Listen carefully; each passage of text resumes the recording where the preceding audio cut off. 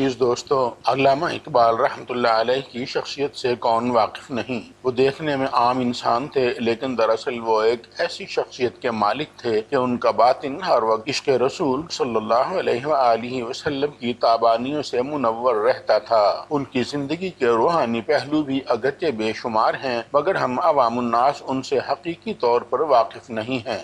میں اس وقت ان کی زندگی کا ایک محیر العقول واقعہ آپ کی خدمت میں پیش کرنے جا رہا ہوں، جو علامہ اقبال کے ملازم خاص علی بخش نے علامہ صاحب کی وفات کے بعد عوام الناس کو سنایا تھا۔ علی بخش نے اپنی پوری زندگی علامہ اقبال کے ساتھ گزاری ہے اور علامہ صاحب کی وفات کے بعد ان کے دونوں بچوں منیرہ اقبال اور ڈاکٹر جاوید اقبال کی مکمل دیکھ بھال بھی کی۔ علی بخش علامہ اقبال کی زندگی کے اکثر و بیشتر پہلوؤں سے مکمل طور پر واقف تھے۔ علامہ اقبال کی زندگی کے بہت سے واقعات سے علی بخش ہی نے پردہ اٹھایا ہے۔ اسی سلسلے کا ایک بہت ہی عجیب و غریب اور محیر العقول واقعہ سناتے ہوئے علی بخش نے کہا کہ سردیوں کی ایک بہت ہی سرد رات تھی۔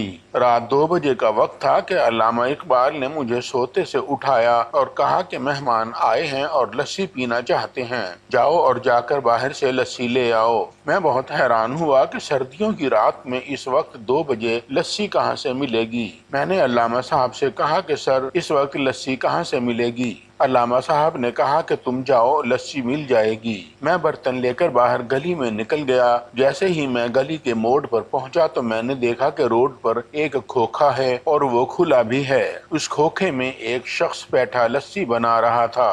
میں بہت حیران ہوا، یہ کھوکھا میں نے پہلے کبھی بھی یہاں نہیں دیکھا تھا۔ میں وہاں پہنچا اور کھوکھے والے سے کہا کہ لسی دے دو۔ کھوکھے والے نے مجھے لسی دے دی۔ میں نے پوچھا کتنے پیسے ہوئے؟ کھوکھے والے نے کہا کہ تم جاؤ، میرا اور اقبال کا حساب کتاب چلتا رہتا ہے۔ میں بہت حیران ہوا اور لسی لے کر گھر آ گیا۔ میں نے لسی علامہ صاحب کو دے دی اور میں خود صحن میں بیٹھ گیا۔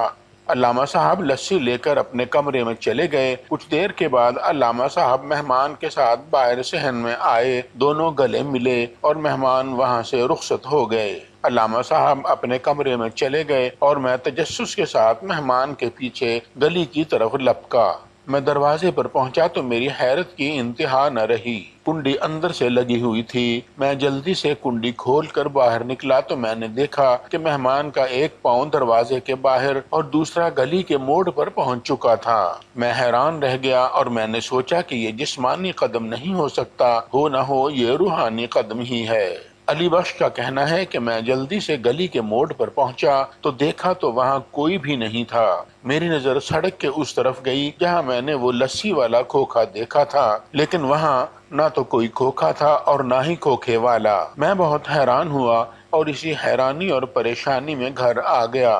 میں علامہ صاحب کے کمرے میں گیا اور علامہ صاحب سے پوچھا کہ علامہ صاحب، یہ کیا ماجرا ہے؟ یہ مہمان کون تھے اور وہ کھوکھے والے کون تھے؟ علامہ صاحب نے مجھے ٹال دیا۔ میں نے بعد میں بھی کئی مرتبہ پوچھا، لیکن انہوں نے کچھ نہ بتایا۔ کافی عرصے کے بعد علامہ صاحب نے میرے بسط اصرار کے بعد کہا کہ علی بخش، اگر وعدہ کرو کہ میری زندگی میں یہ بات کسی کو نہیں بتاؤ گے تو میں تم کو بتا دیتا ہوں۔ علی بخش کہتا ہے کہ میں نے وعدہ کیا تو علامہ صاحب نے بتایا کہ وہ مہمان خواجہ معین الدین چشتی اجمیری المعروف خواجہ غریب نواز رحمۃ اللہ علیہ تھے اور وہ لسی والے حضرت علی حجویری المعروف داتا گنج بخش لاہوری رحمۃ اللہ علیہ تھے۔ یہ واقعہ علی بخش نے اپنے وعدہ کے مطابق علامہ صاحب کی زندگی میں کبھی بھی کسی سے بیان نہیں کیا۔ 1938 میں علامہ اقبال رحمۃ اللہ علیہ کی وفات کے برسوں کے بعد علی بخش نے یہ واقعہ لوگوں کو سنایا۔ یہ واقعہ علامہ اقبال کے اکلوتے بیٹے ڈاکٹر جاوید اقبال نے بھی بیان کیا ہے۔ دوستو، بڑے لوگوں کی باتیں بڑی ہی ہوتی ہیں جو عوام الناس کو حیران تو کر دیتی ہیں مگر سمجھ میں نہیں آ سکتی۔ اجازت دیجیے، اللہ حافظ۔